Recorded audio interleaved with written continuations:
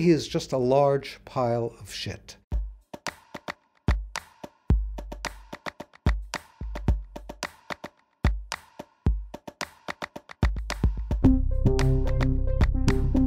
At this point, the Arabs have to wear the biggest mouse mask. Right behind them, Black Americans, and right next to them are the Hispanic Americans. And then right behind all of those saying, "Me too," there's the women. And usually it's a certain kind of reactionary white base that supports the cat side of the game, if that's what it is, a dangerous one. But you can't see them because they're wearing Ku Klux Klan masks.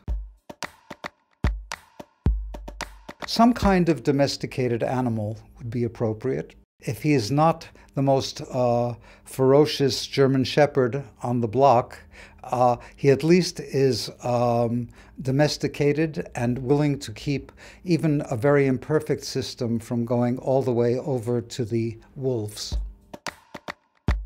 I did some comics with him as a frog, but really he is just a large pile of shit. The problem is that making any kind of drawings of Trump plays into his game, and it has left me almost paralyzed because when you deal with a narcissist, they go, "Oh, look at this terrible picture they made of me, of me, of me, of me."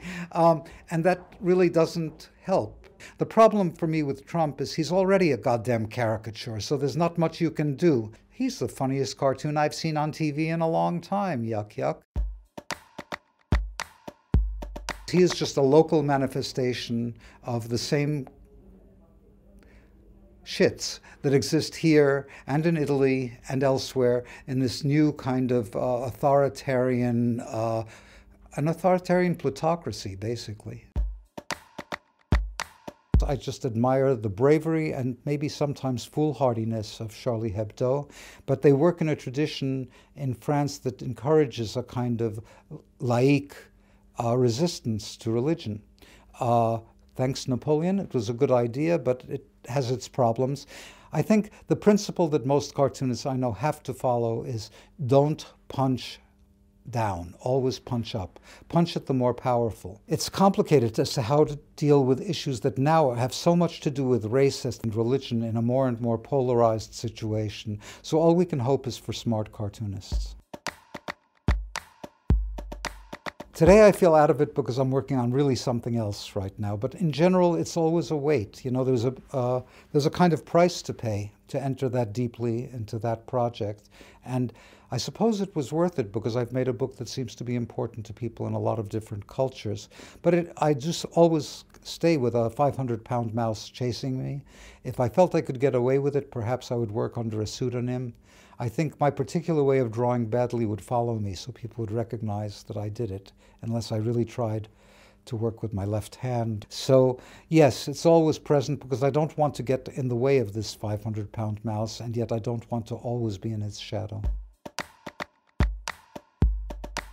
When I was working on Mouse, which feels like it was for a lifetime, that was a 13-year book, I kept trying to find music that I could listen to while I was doing the drawing part. What really worked was a friend came back from Germany with a 1930s a cappella band called the Comedian Harmonists. That it was perfect for drawing Mouse because it was 3 Jews and 3 Aryans. That music stays with me because I listened to it for so long. Eventually, my wife made me buy earphones because it was 13 years with the same 10 discs playing over and over and over again.